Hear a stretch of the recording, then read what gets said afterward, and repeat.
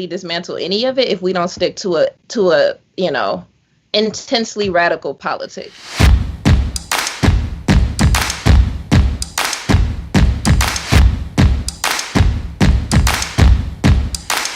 You're not broke if you're taxing rich people.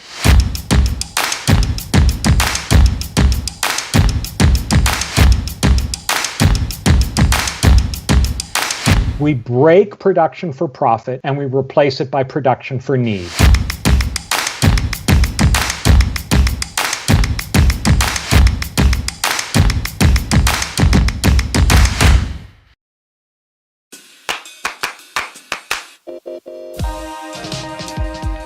This event is brought to you by Haymarket Books.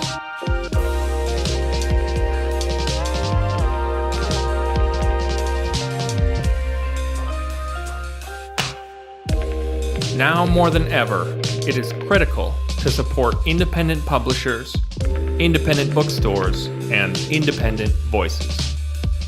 There are two ways you can do this today. First, by buying books from Haymarket at haymarketbooks.org. And secondly, by joining the Haymarket Book Club.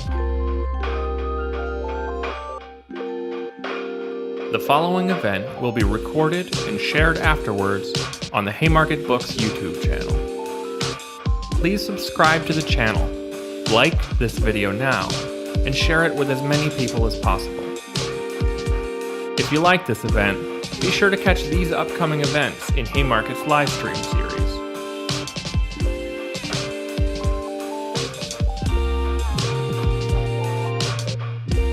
You can register for these upcoming events on the Haymarket Books Eventbrite page. If you miss an event, you can listen to the recording afterward by subscribing to our podcast, Haymarket Live, wherever you get your podcasts. Before we begin, a few housekeeping items.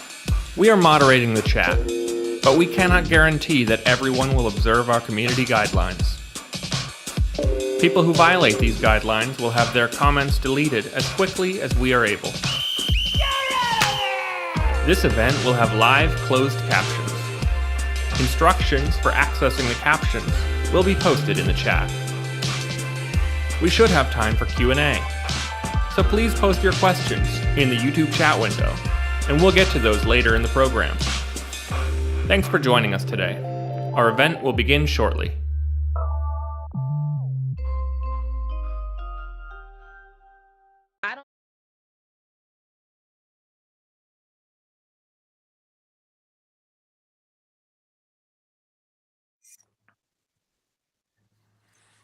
Hi, everyone, and welcome. My name is Alexander Stoffel, and I'm an editorial board member of the journal Historical Materialism. It is a pleasure to convene and moderate this discussion today on the founding of the Red Trade Union International, which is a book recently published by RILU in the Historical Materialism series and edited by Mike Tabor with contributions from Reiner Tosstorff and Dyakonova. And we are very fortunate to have all three of them with us today. So let me introduce them in order of speakers. Mike Tabor is the editor of the founding of the Red Trade Union International and is the current director of the Comintern Publishing Project.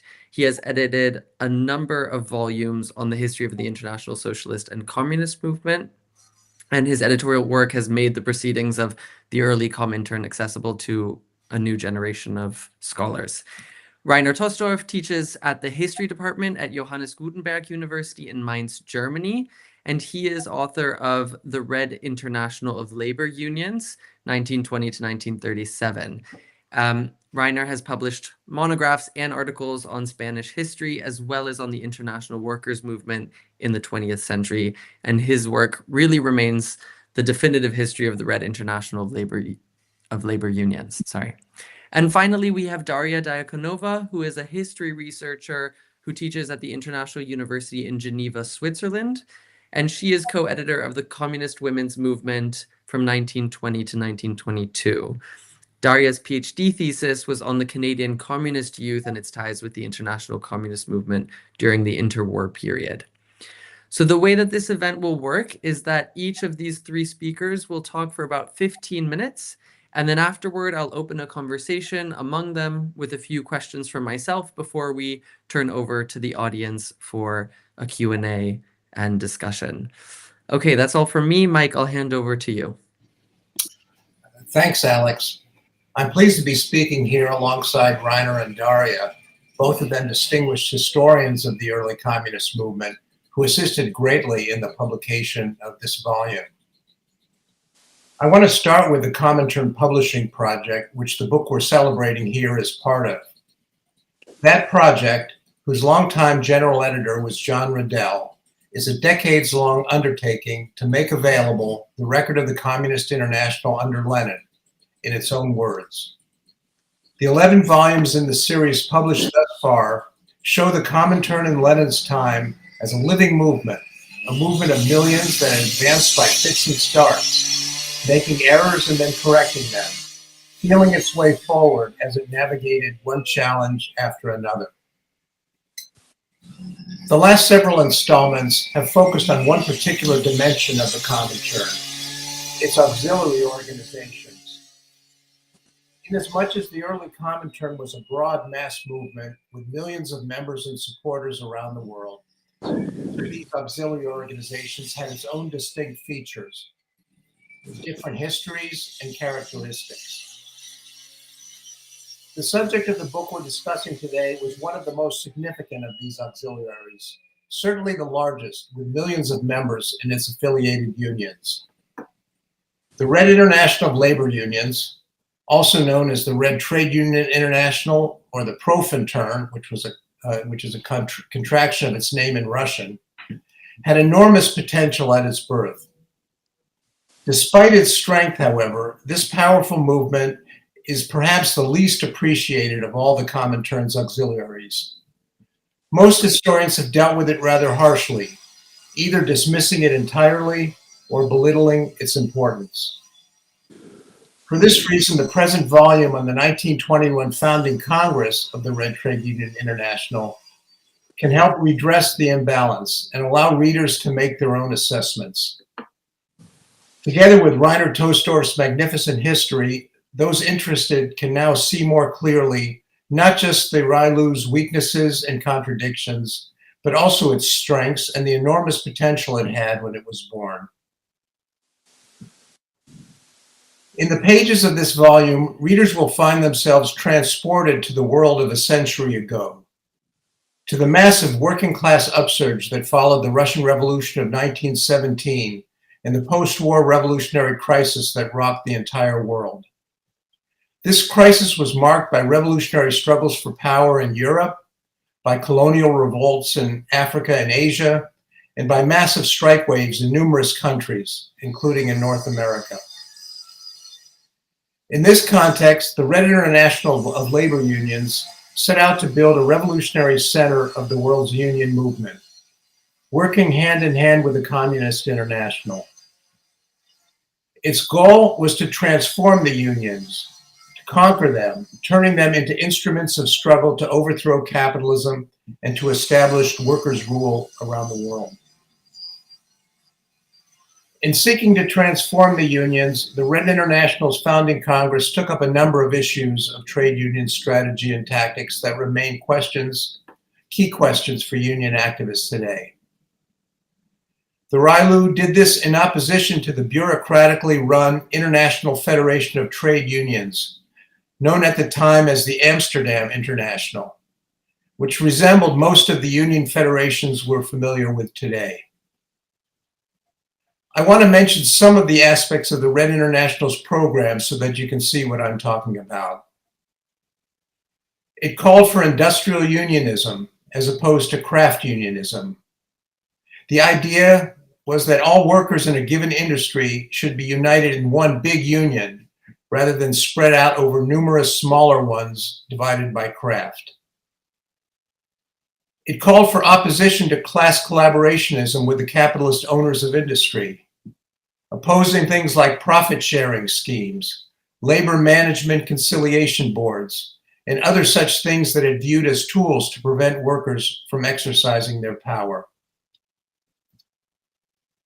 It called for direct action by workers themselves, putting their reliance on the ranks, not union officials, not labor boards, and not so-called friends of labor.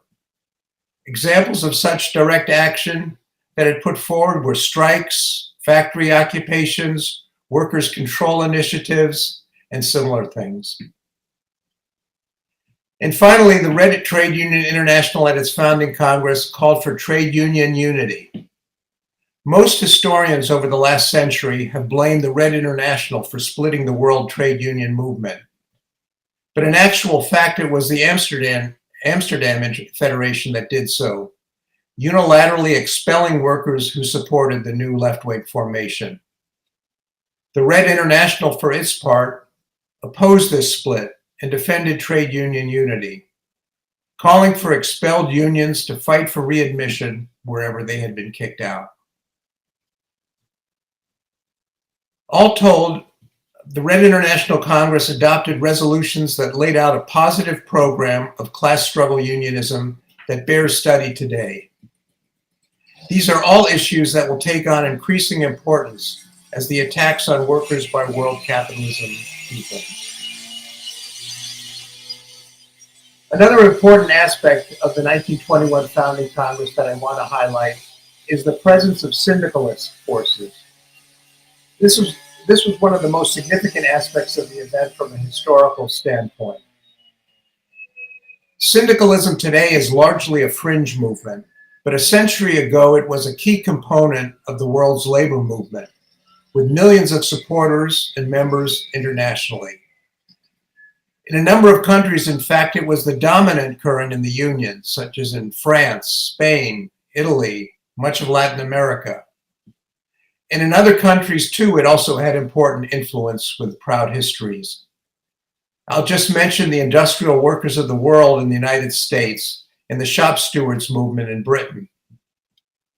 The presence of these forces at the Red International's founding Congress was a demonstration of the power of the example of the Russian Revolution, which inspired millions of workers throughout the world. What did revolutionary syndicalism consist of? Perhaps the primary element was the idea that unions were the central instrument for carrying out revolutionary change. But syndicalists were not a homogeneous group. There were a number of different currents, some of them with sharply divergent views from each other. While there are features of the Red International Congress that could perhaps be criticized as being a little unjust to the syndicalist minority, particularly in the allocation of votes, it nevertheless has to be recognized that syndicalists at the Congress were afforded a platform to openly express their views, including sharply dissenting ones, and all opinions were given a hearing.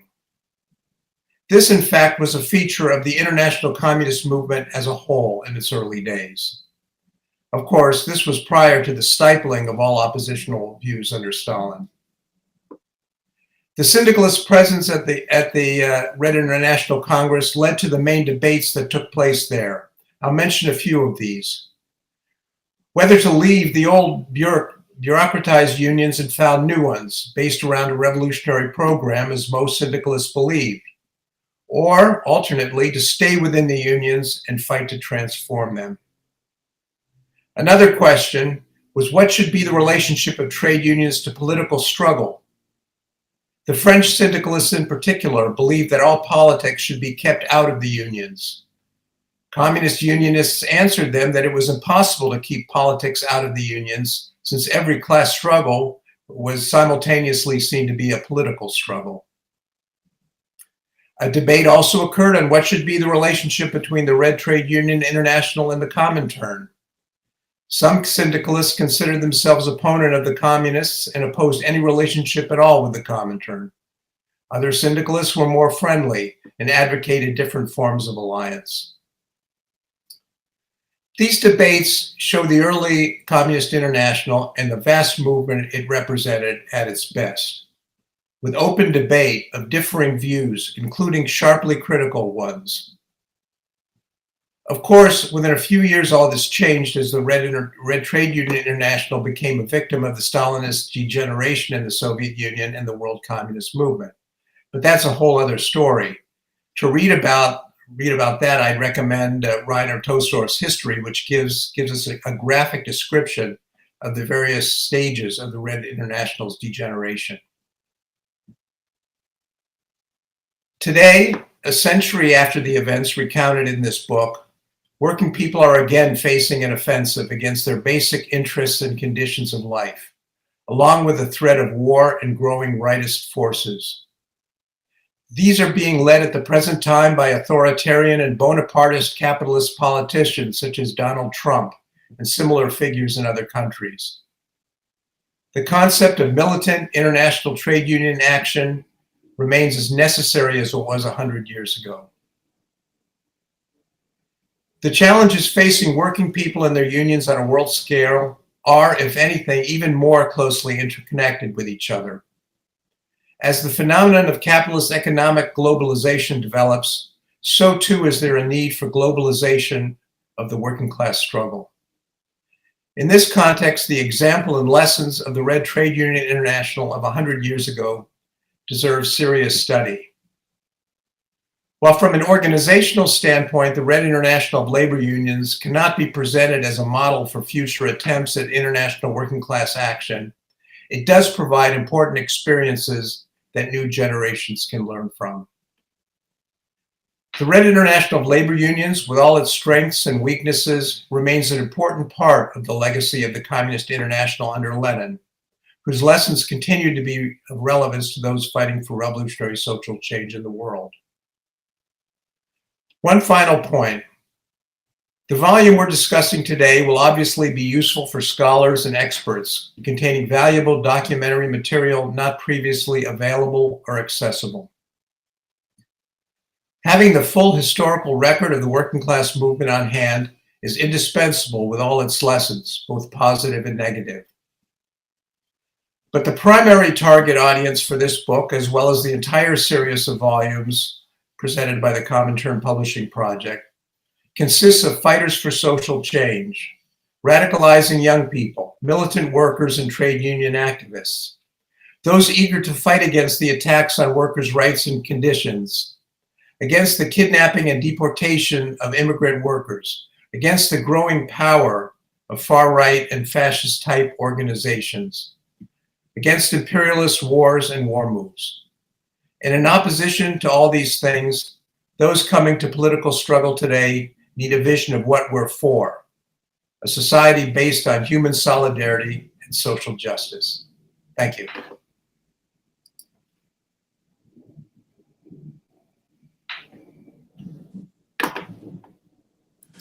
Yeah, okay, I follow you now, and you can hear me, I suppose. Well, thank you very much for having me on this presentation, for having me invited, and also especially for the kind words of Mike about my book. Yes, I have written a rather relatively comprehensive history from the beginning to the end of the Profintern. And why was that? There was very few works before that, mainly in Eastern European countries, Soviet books, Hungarian history, etc., Polish. The Polish book one was the most comprehensive at that time because he had been able already to work in the 80s in the archives. But my interest grew out of following connection. And here I want to mention one of the leaders of the Profintern. Okay, the main central figure from the beginning to the end, which distinguishes it, which distinguished the Profintern from the Comintern was that it had its central leader from the beginning to the end, Alexander Lozovsky or Solomon Lozovsky, who became a victim, who was able, well, he was quite a flexible character, though he had collaborated with Trotsky in exile for some time. He was able to survive, and then is now famous for his role as the leader of the Jewish Anti-Fascist Committee during the Second World War, a propaganda instrument of the Soviet state for the Jews of the world. And well, it's a different story, but then he became a victim in the new anti-Semitic purge after 48, 47. But that's an interesting story, but not the one we can discuss here. But he had until 28, of course, a deputy leader. A second is deputy as in the secretariat of the Profintern, which was Andreu Nin, a Catalan revolutionary, whom I had dealt with in my thesis, my PhD thesis on the poem. Spanish Civil War, 36, 37. Andreu Nin became famous as a victim, worldwide famous in all the description of the Spanish Civil War, all the books about it, beginning by Orwell, etc., until more historiographical books. Well, I dealt with this chapter, and then, well, from that, I thought, how did he come to Russia in the early 20s? And I discovered his role as a leader of the CNT, the famous syndicalist, also a bit anarchist, a labor federation in Spain. And that brought me to study the role of syndicalists in the beginning of the international communist movement. And this was a thing which I thought was rather underrated until then. Because, the main works dealing with the Comintern history, or already in the early 20s under Lenin, was how did the socialist party, the social democratic party, split and come over, the left wing did come over to the Comintern. And I realized that this was only a part of the story. The role of the syndicalists was very important in a series of countries. In other countries, not so much. For example, in Germany, they were not unimportant, but relatively marginal movement. But for other countries, Mike mentioned a few, this wasn't the case. To the contrary, especially, well, beginning with Spain, but also in Italy, France, the famous CGT, and so on. And this was my starting point, the role of the syndicalists, because I realized, well, the Socialist Party had been centered around election strategies before the Second War, in the Second International, before World War I. And a lot of the discussions which led to the splits after 1990, 1920, and so on, it also centered around the question of elections and, well, partially, of course, parliament versus council, etc., but not so much about, let's say, industrial action.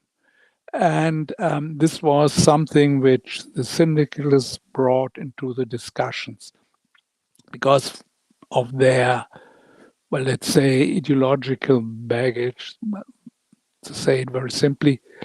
And they had stressed this role as the central tasks of socialists, of revolutionaries, of labor activists, already before World War I. And then, of course, they thought that this was also necessary after 1920. And this, while on the one hand, most of them,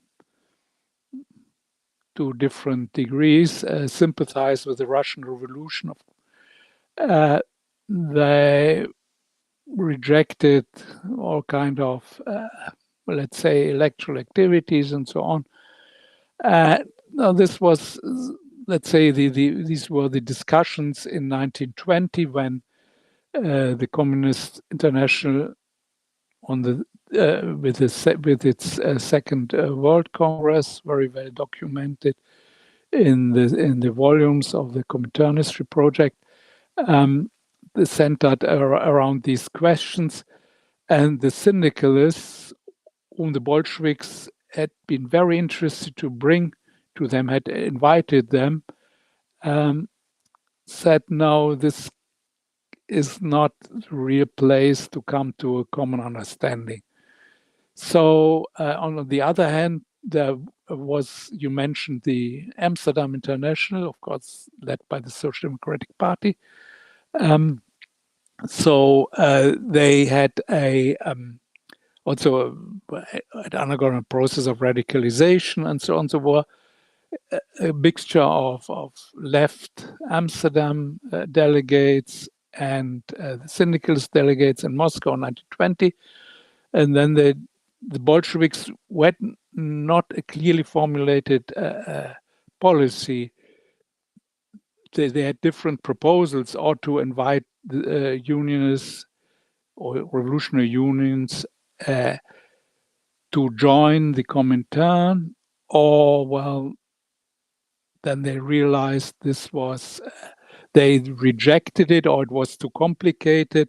One had to build a bridge, and so they decided to put up this kind of International Revolutionary Trade Union Council, and this organized then the Congress of 1921, which is now documented in the volume.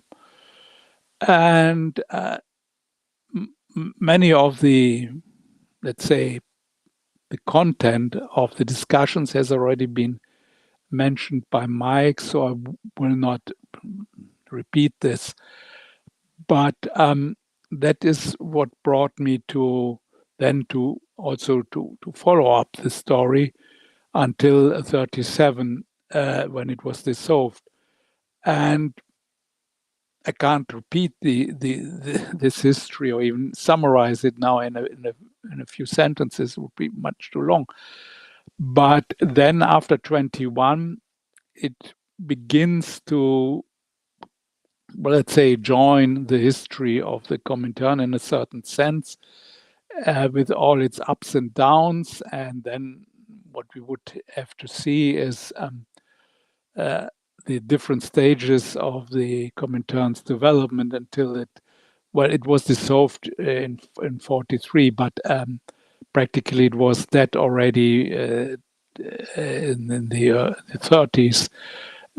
So the Comintern was dissolved only a few years earlier for tactical reasons. So yes, a few words. So this is the whole, a few sentences, the whole story which is discussed in my book. And perhaps a few words how I was able to approach this history. Of course, this is already mentioned in the, or already used in the earlier, in the Comintern Congress volumes, and the one on the women's movement, etc., and also on some anti-imperialist congresses, the Comintern archives. And when until 1990, as I said, only East European, from the so-called befriended communist parties with the CPSU, were able to work a bit in the archives. The Comintern archives were a bit more open than in the 30s already. But of course, what most people interested were the key decisions which were taken on in the Comintern leadership. But of course, this changed in 1990, and I was able then, I was joined the legion of researchers. I was lucky to find funding for this, which, went to see what is there, the treasure trove in Moscow in the Comintern archives, and I found the Profintern archives very well ordered and could work even on, let's say, mention a bit of this, especially for the 80s. This is on the more close sections which dealt with intelligence work, let's say, the relation with the NKVD and so on, how it influenced, especially in the 30s, the purges and so on. So there's a lot to be found, and as I said, this was possible without any problems in the 1990s. I don't know how this would be if I would go there to Moscow now under the current conditions. But yes, I concentrated on what the material. Sorry, the material there is enormous. I mean, I could have, with more time, have written a 2,000 pages book, but then I would have gone into too detailed questions. Now there's correspondence, the trade unions all around the world who collaborated in one sense or another with the Comintern, sent a lot of material. So if you want to deal with more specialist cases or more specialist studies, you still find there are a lot of things which I haven't explored. In some historiographical work on parties, you will find these material to good use. Let's say next year we will have the anniversary of the Passaic strike in 1926. There's a lot of it, as I've seen in some works on the CPUSA and so on, but then also in other countries. It's a worldwide movement. It's also a question of linguistics. You have worked on I've been told, on a lot of Chinese material and so on. So there's still much to explore, but I think I have concentrated on the main questions which were discussed at the different congresses and other meetings on the central question of how the purges were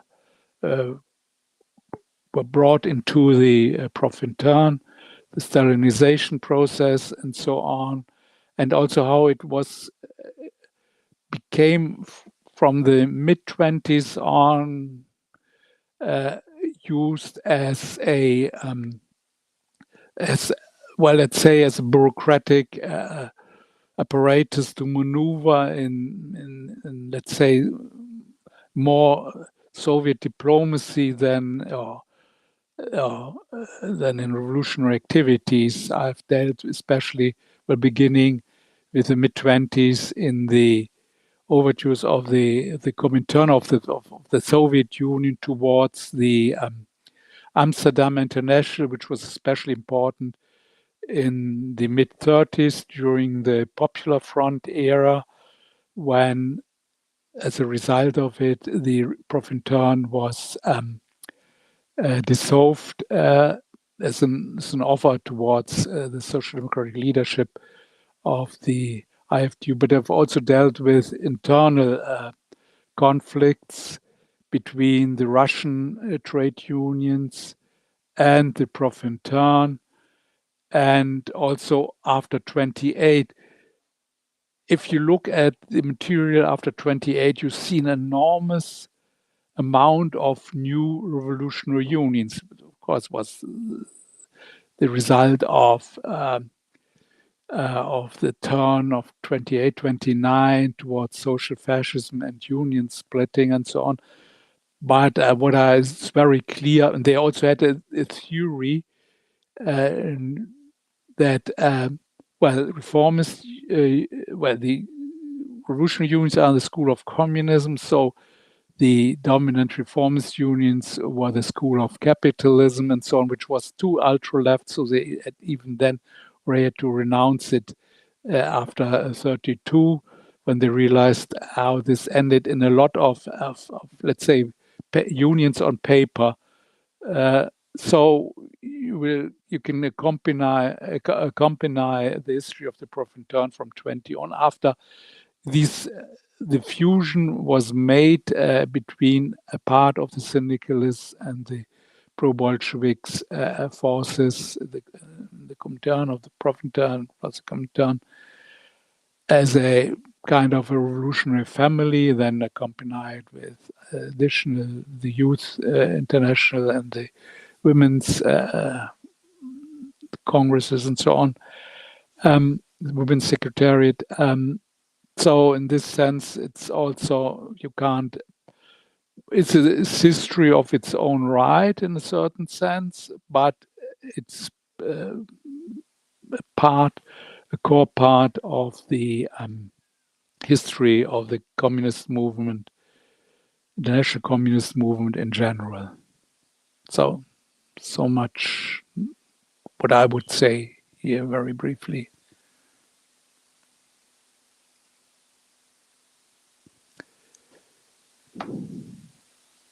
All right.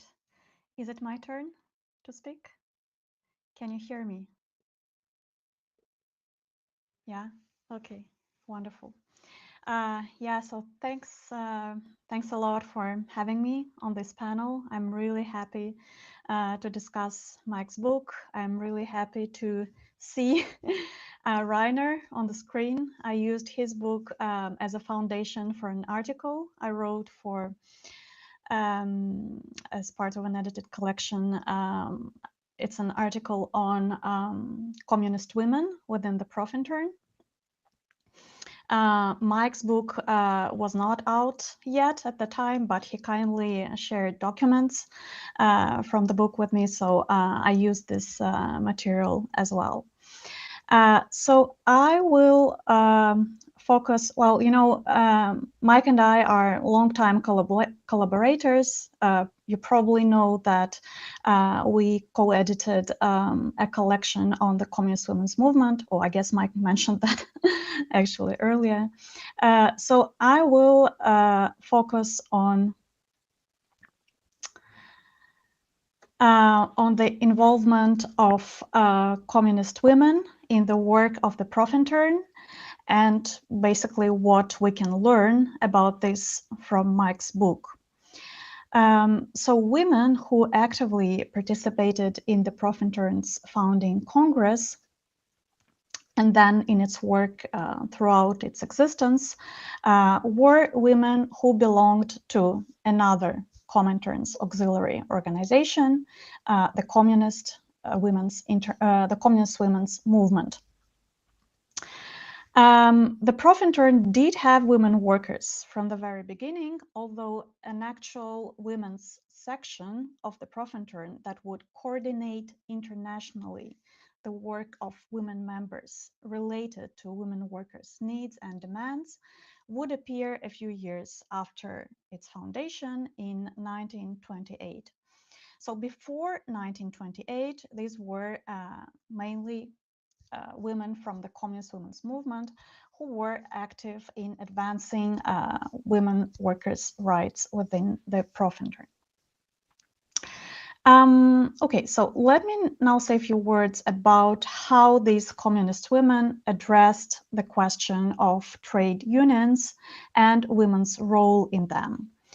So when the Communist Women's Movement's delegates convened in Moscow for their founding conference in July 1920, labor relations between the sexes and the participation of women in the labor movement and trade unions were core points on the agenda. Many delegates who took the floor pointed out the growing importance of women workers within trade unions, which was the result of women's mass entry into industries during World War I. Indeed, women became important actors in labor politics, particularly after 1914. Things, however, changed once the war ended and men returned to their workplaces.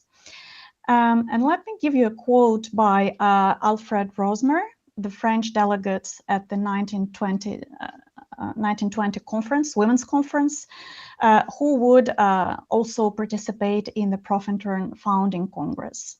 And you can see him quite a lot in the proceedings in Mike's book. So at the Women's Conference, Rosmer says, male workers, this is a quote, male workers in trade unions, for their part, seemed not only indifferent to the task of organizing women workers, but even showed hostility. They not only did nothing to attract women to their trade unions, but on the contrary, they tried to discourage in every possible way those who came to the trade unions and spoke for the women, asking for help with organizing women workers. Some federations, Rosmer added, quoting the example of the Printers' Union in France, refused to admit women workers as members of the union. The situation in France was not unusual. Many trade unions worldwide were reluctant to admit or support women workers. The young Soviet state intended to fight such tendencies in Soviet trade unions and encouraged women's entry and participation. However, changes were slow. In capitalist countries, the Communist Women's Movement called on parties to promote women's participation and leadership in those trade union structures where communists had influence. The conference called for the second Communist Women's Movement's Conference, which convened in the summer of 21, encouraged parties and unions to send women representatives to the founding Congress of the Profintern, which indeed would happen. But let me go back to the second conference, summer 21, before the meeting of the founding Congress of the Profintern. So the delegates who spoke at this second women's conference underscored the importance of work among women within trade unions and special measures and methods the future International Red Union should adopt in order to address the position of women within the labor movement. German delegate, German communist Gertrude Faber urged participants of the second conference to approach the forthcoming Profintern Congress and encourage the future Profintern to consider the woman question. As a result, the conference adopted a resolution calling for this action. All right, let me now go back to the Profintern's founding Congress. It's important to note that at this Congress, a few male comrades who actually did enjoy certain authority among a variety of delegates. So a few male comrades raised the question of women's unionization, women's role within the new Red International. So these were Fritz Heckert from Germany, elected to the Profintern Presidium at the founding Congress, who actually represented not just Germany, but also Austria, Hungary, and Switzerland, and who would later become a member of the Profintern's Central Council and Executive Bureau. Another person was William Haywood, also a major and well-known trade unionist, one of the founders of the International Workers of the World, and Jack Murphy from Britain, also a well-known and respected organizer. So these men urged to resist all discrimination against women in the Profintern, but also elsewhere in any other trade unions where revolutionaries were present. They also pointed to the importance to keep existing and introducing new protective measures for women. And you can find their arguments on this question in the book. And there were also, of course, women at the founding Congress. The report on women in trade unions was given by Hertha Sturm, a German member of the Communist Women's Movement and of its International Women's Secretariat. And this was like an international coordinating body for the Communist Women's Movement. So she was basically a part of the leadership, international leadership between 21 and 24. So in her report, she spoke about the divisions within the proletariat and specifically the trade union movement on the question of women's employment and their integration into the labor movement.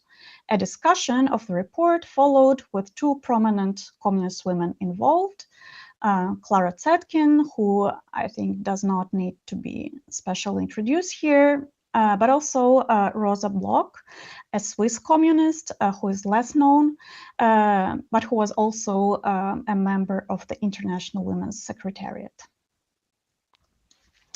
As Mike notes in his introduction to the book, Sturm's report laid out the importance of women's role in the workforce and in the unions. In line with this, she urged workers to fight for equal pay for equal work, against discriminatory layoffs for women, for strengthening women's participation in the unions and their leadership, and seeing women as comrades in struggle, not as competitors of male workers.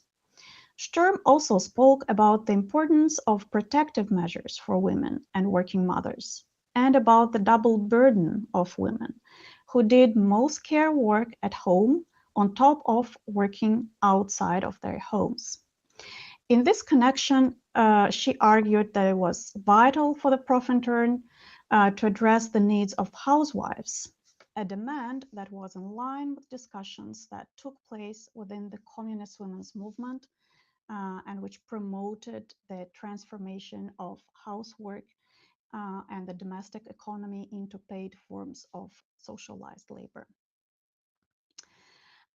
The Congress integrated these ideas into its resolution on women's work and its program of action. The resolution was in fact written by a commission of women delegates to the founding Congress. And let me now just quote 2 points, points 3 and 4 of the resolution. You can find the resolution, the complete resolution in the book. Okay, so point 3. Members of the red trade unions must energetically fight the efforts of the capitalist employers aided by the governments to increase their profits and strengthen and maintain their industries by utilizing the cheap labor of unorganized women.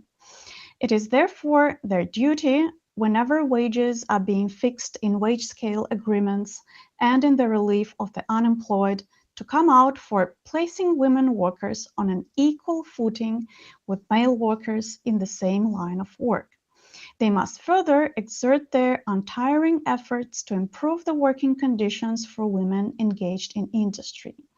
They must put up a decisive fight against the weakening of the legislation for the protection of women workers and take up the fight for having these laws thoroughly improved and made more comprehensive, special attention being given to the protection of pregnant women, women confined after childbirth, and maternity.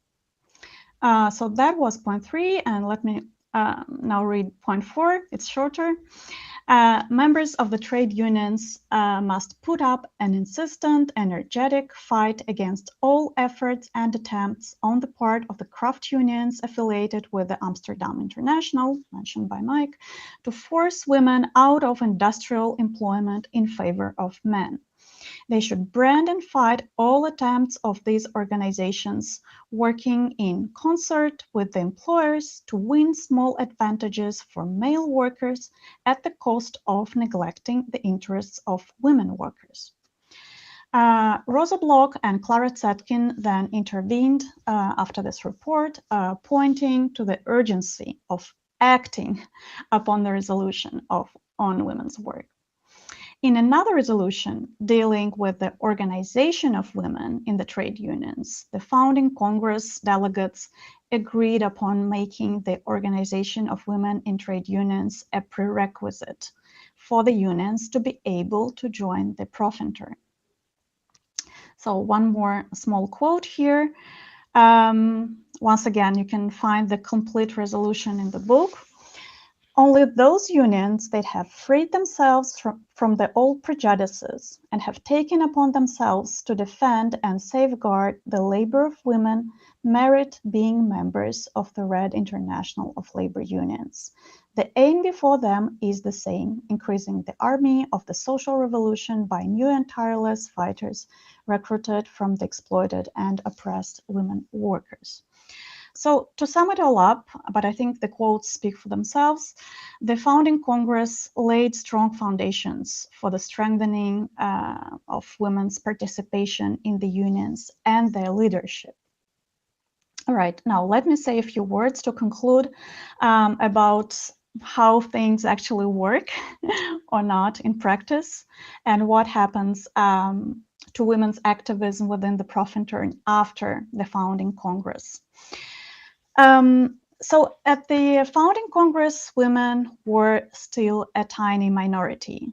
Though a small group, they immediately began implementing the goals laid out in the Profintern's resolutions. However, toward the end of the year, German delegates had to admit that this work had not advanced much, and the situation was similar in other countries. But there were some exceptions. This was, of course, the case of the Soviet Union, where women by 1922 represented 38% of the total trade union membership, but also Bulgaria, where in 1921 communists controlled almost the entire trade union movement and had many women members.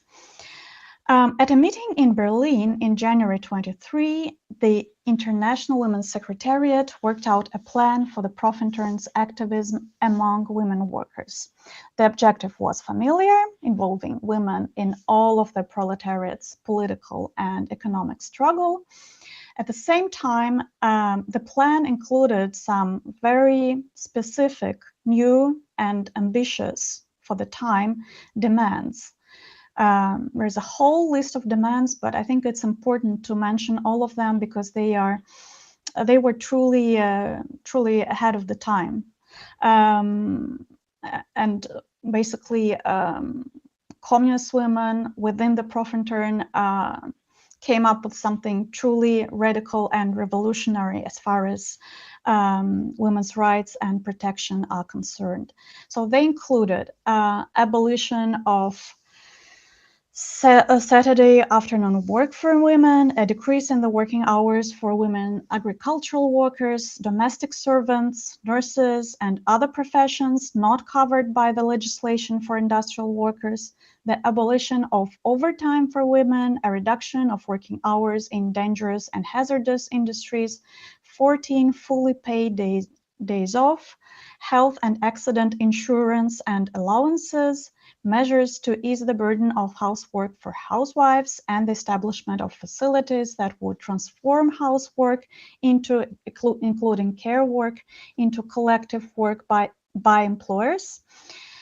Daycare and school facilities, 16 weeks of maternity leave. That was something nobody really talked about at the time.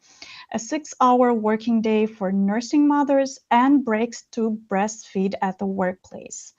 Finally, if measures were adopted by the employers, communist women called for creation of special inspections to ensure employer compliance with these measures. Communist women demanded equal pay for equal work and the abolition of take-home work for fully employed women workers. The Third Profintern Congress of 1924 integrated these demands into its resolutions. And for the next few years, the International Women's Secretariat of the Communist Women's Movement remained the major body charged with the implementation, as far as possible, of the decisions of the Profintern. But it was only in 1928, just before the Profintern's Fourth Congress, that the Red International itself established a special women's committee within its structures. And naturally, cadres for that committee came from the Communist Women's Movement. The turn coincided and was arguably encouraged by the Comintern's left turn and the increased competition between the Profintern and the IFTU over women workers, among other things.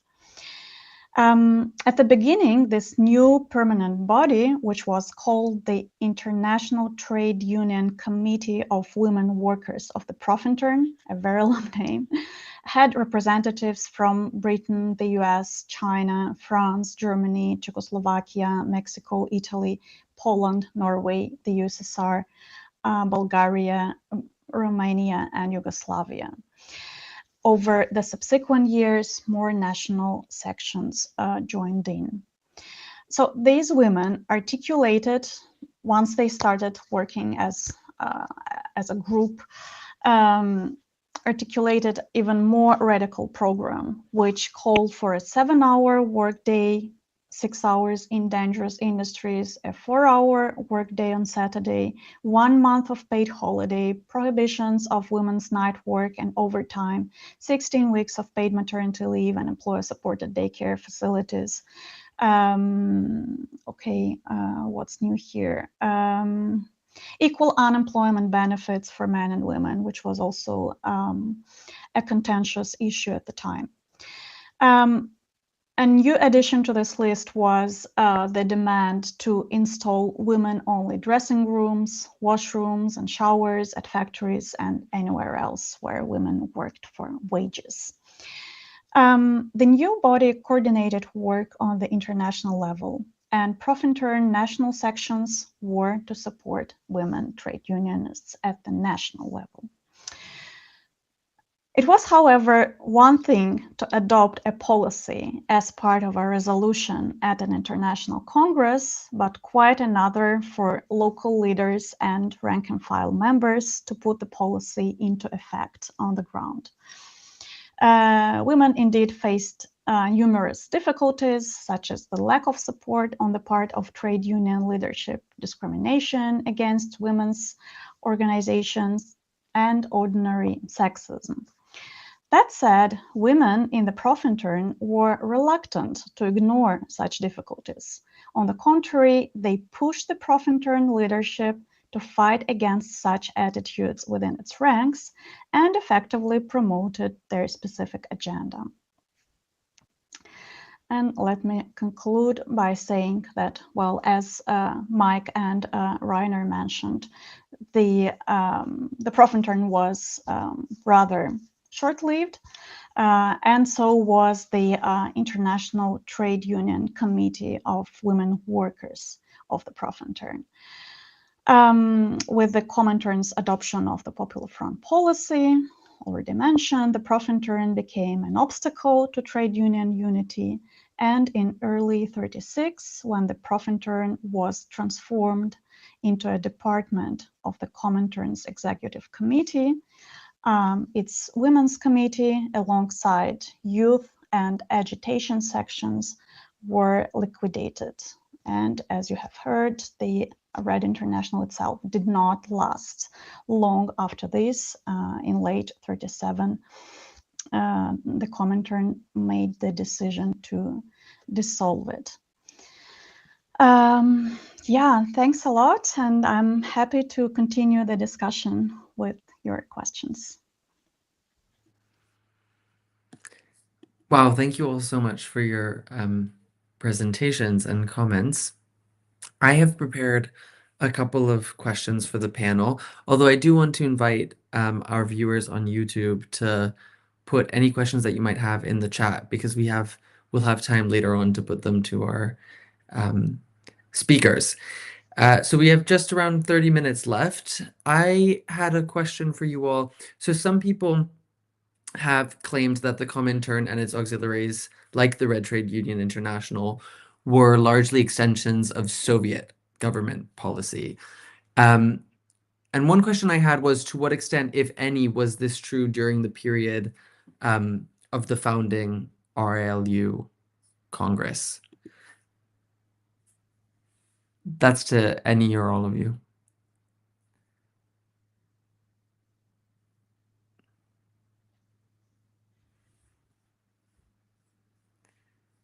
Yeah, Mike, although you are muted.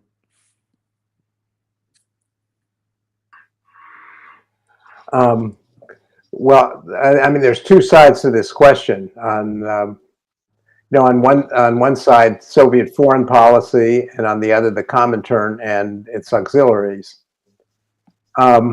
As to Soviet policy, its cornerstone in the around the in the under Lenin and in the period that we're discussing, of this book, was extension of the world revolution. That in this there was an identity of overall aims with the Comintern. That doesn't mean that there weren't tensions on occasion, along with charges that on various questions the Comintern policy was being subordinated to the Soviet government at various times. And I'll just give one example of something that came up at the Red International's 1921 Congress, which was the case of the imprisoned Russian anarchists, which caused the greatest furor at the Congress, especially on the part of syndicalist delegates. And you can read about that in the book. But as we know, under Stalin, the Soviet, especially by the mid 1930s, the Soviet Communist Party and state had abandoned the perspective of world revolution toward one of peaceful coexistence with world capitalism, and that of building socialism in one country.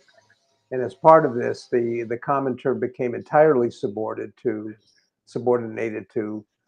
the narrow Soviet interests, which were often in contradiction with those of the the working class internationally, and that helps to explain a number of the zigzags on Comintern policy, starting in the mid 1920s from the ultra left third period, the Popular Front line, all the way up into the various stages of the Stalin-Hitler Pact, the German invasion of Soviet Russia, and so forth.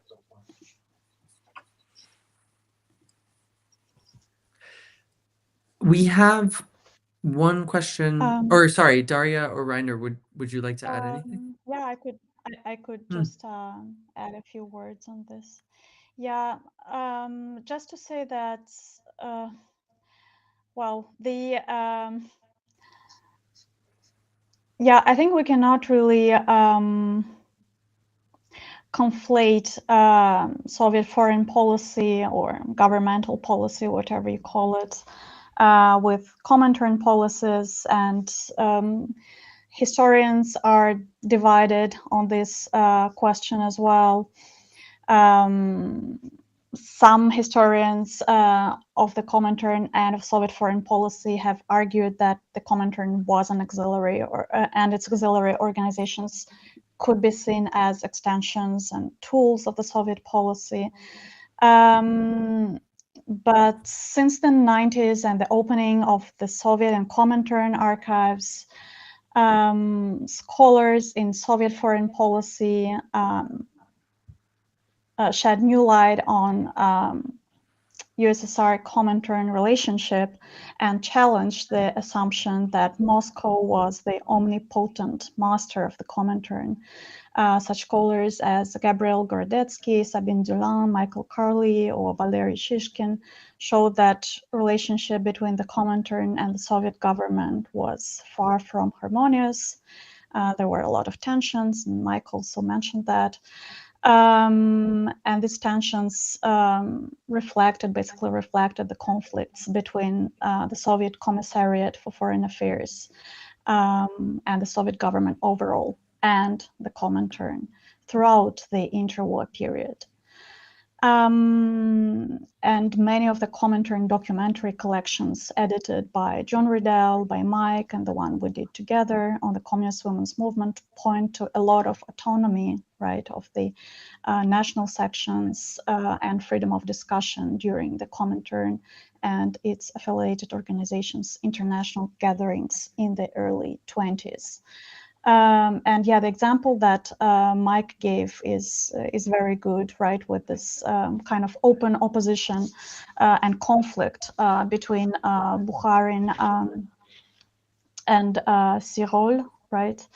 But what it also shows, apart from the possibility of diverging opinions, is also another element, which is the differences among Soviet leadership and Soviet participants at the Profintern Congress. For instance, if we take this anarchist case, although the Russian delegation represented by Rykov and Tsipirovich issued a statement on behalf of the delegation protesting against Sirol's speech and supporting Bukharin's argument, we know that at the same time, fruitful negotiations around the release of Russian anarchists was going on between European syndicalists and Lenin and Lunacharsky. And this resulted in the eventual departure from Russia of these anarchists. And then another point I wanted to make, it's not about the, it's about the overall interwar period. There are quite a few books on national sections.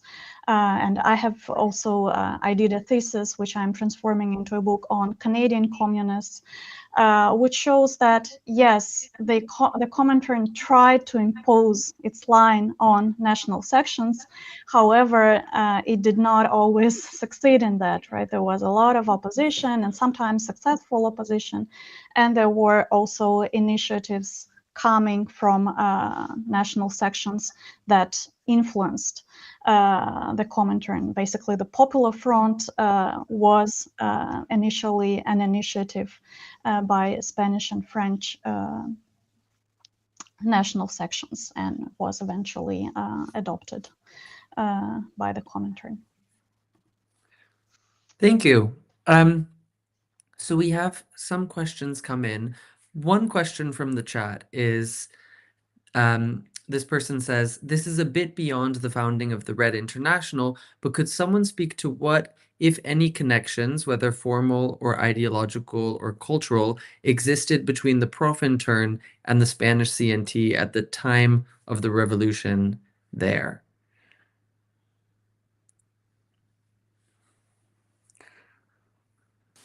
Yes, maybe I try to answer it. I understand that this refers to the years 36, 37 revolution. Well, it's usually regarded as Spanish Revolution, not to the early years of 2021 of the time of the founding Congress, which is well documented. Besides, on this early period, as I said, I worked there in the 90s. After that, several people have studied national cases. And on the early CNT, there's a new thesis, or it's already 2 or 3 years old, has been published by, I think, Routledge, on the CNT in 2021, which adds a lot of details to what I have written and what is included in Mike Tabor's volume on the CNT, how they discussed it in 2021. But of course, it seems that this question refers to 36. And as we had already mentioned, that after 34, popular frontism became the official line. And whatever you might think about autonomy of Communist International and of the RILU and other auxiliary organizations.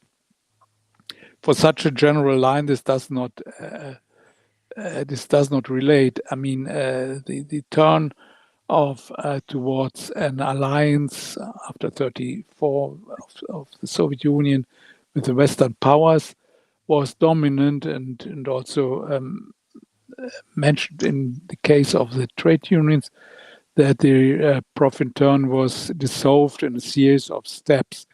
One of the first steps was in 1934 when all these revolutionary unions, which were proclaimed after 1928, 1929, which in reality were nothing, were essentially a second edition of the party.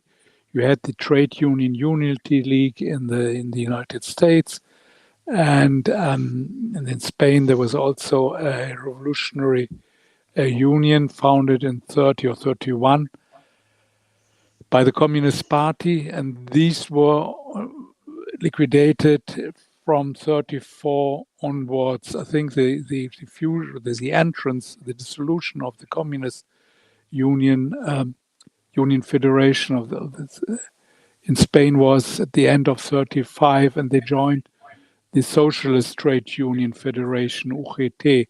So there was no Profintern presence there any longer in Spain. Even from early 1936 on, the Profintern leadership is liquidated in a series of steps, and they dissolved all additional. The Profintern had a lot of auxiliary organizations by themselves for black workers, for marine workers, etc. They were all liquidated in 1936. It was ended there. So then nothing more during the Spanish Civil War. Yes, I think that this is excellent.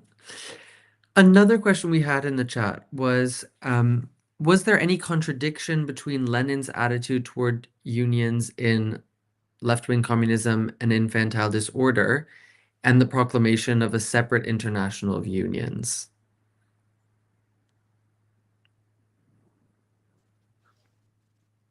Perhaps Mike?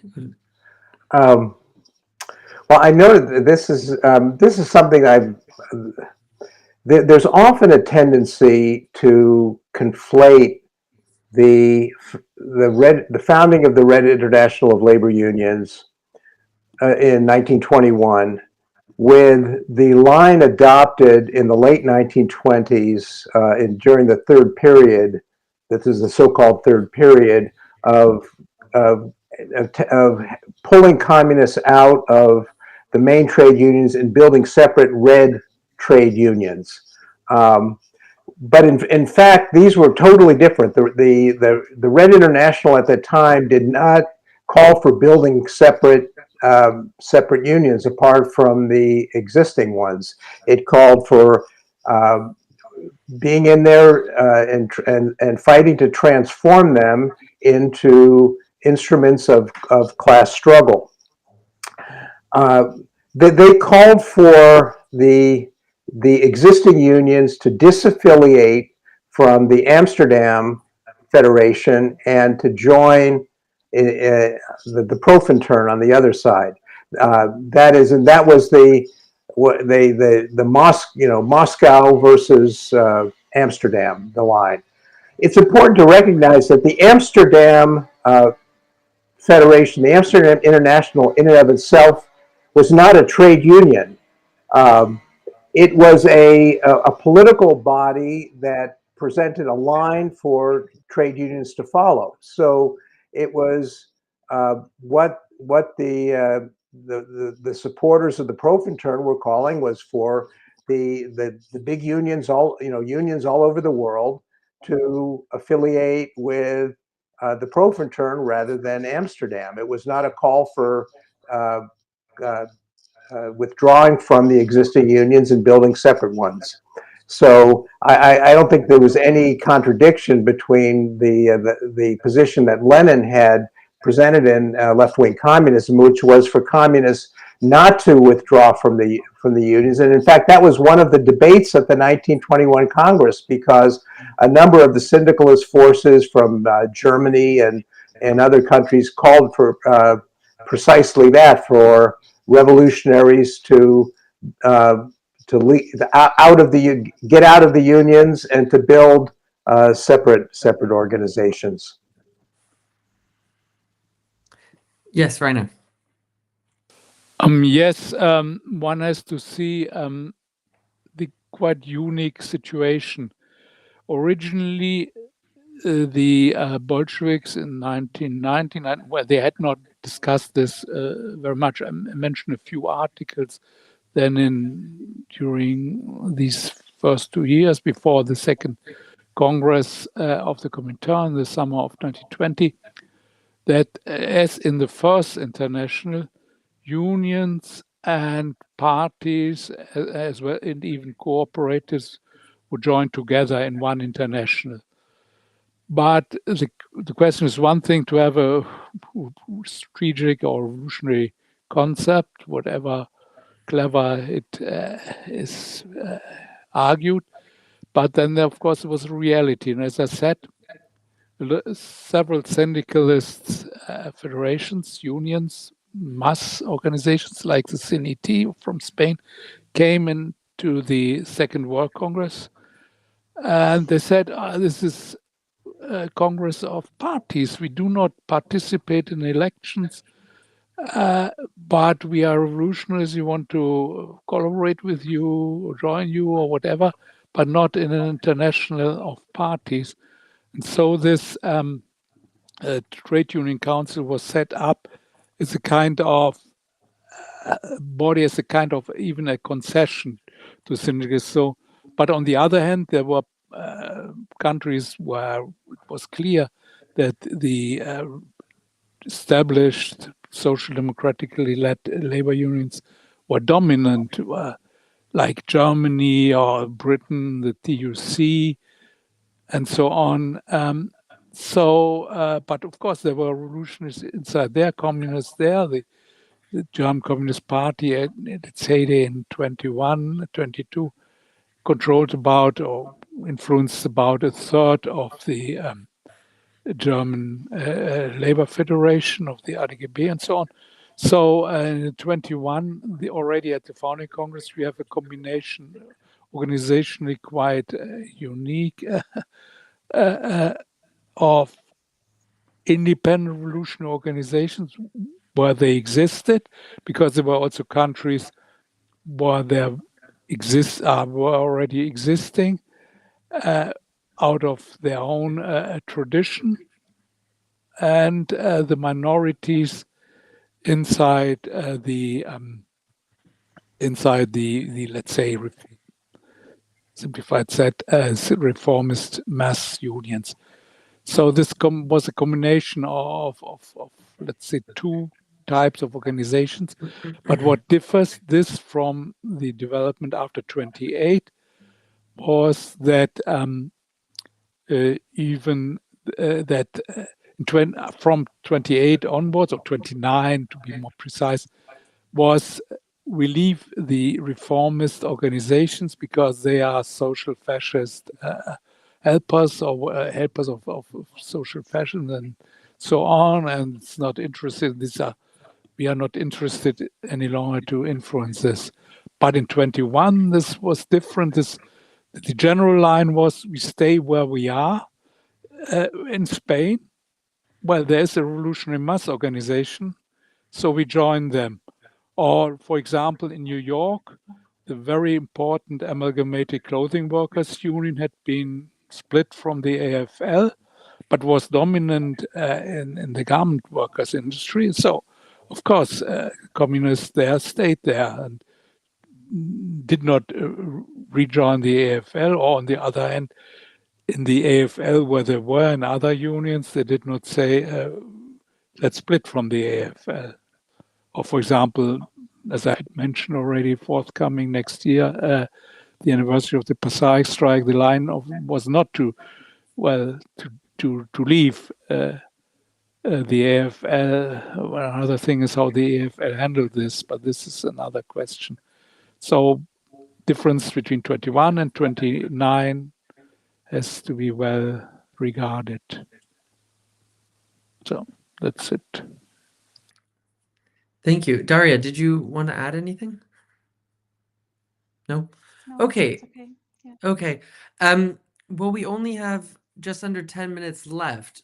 So what I wanted to do is I did want to give you each an opportunity to speak about the contemporary relevance of the book.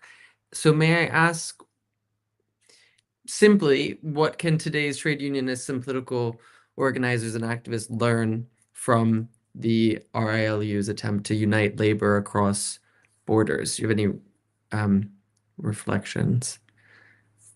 Perhaps we could start with you, Mike, and then go in order.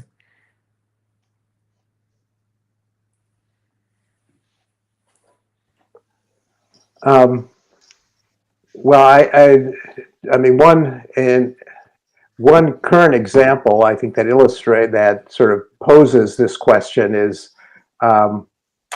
what happened in Italy this past September and October, where there were a series of general strikes by unions to protest Italy's complicity with Israeli genocide in Gaza.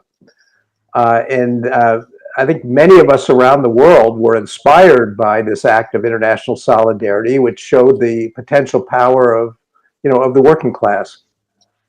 What if, but it sort of poses the question, what if this action weren't confined to Italy, and if instead you had similar organized strikes in numerous countries at the same time? Well, it's exactly such a prospect that the Red International Labor Union set out to create a century ago. And, we can learn from the overall perspective as well as the specific initiatives it took around various questions, such as solidarity with Soviet Russia and Soviet Hungary at the time. Today, there are many other fields of united struggle needed across borders. And I'll only mention the need for unions internationally to oppose xenophobic attacks on immigrants and other nationalist campaigns around tariffs and so on. And on these questions, international trade union action is sorely needed, and we can see what the potential, of what they can accomplish.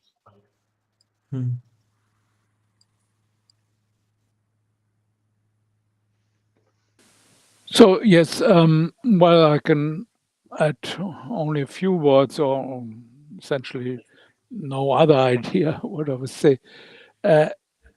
It's what distinguishes these early beginnings of the Profiternists fight against any kind of discrimination along sex, gender, race, nationalism, and so on, national divide. For example, we had in Europe a lot of countries in the early 1920s with the question of national minorities and so on, and that this is a lesson which has to be followed and is followed. And then, of course, to look where the masses are. Well, of course, this is a very general, these are very general rules, but in that sense, these are the ideas of which were important then and which are still important now. So, say it briefly. Thank you. Okay. I do join both answers, and just to take up Mike's point on international solidarity, we can also think of interpolitical or transpolitical solidarity.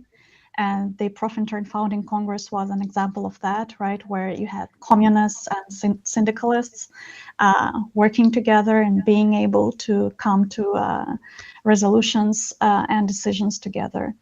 And then obviously a very important point is the rejection of class collaboration and business unionism, which mostly happens today, right? In most unions that we have today, we hardly ever hear trade unionists speaking about class unity based on class struggle, right? Trade unity based on class struggle.